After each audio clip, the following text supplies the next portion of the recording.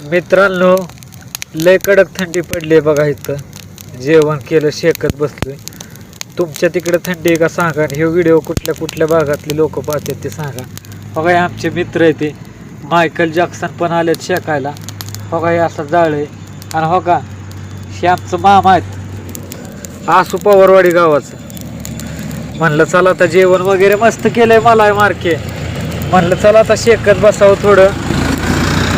तर कोणकोणत्या गावावरून तुम्ही व्हिडिओ पाहत असता ते कमेंटमध्ये नक्की सांगण्याचा प्रयत्न करा मित्रांनो.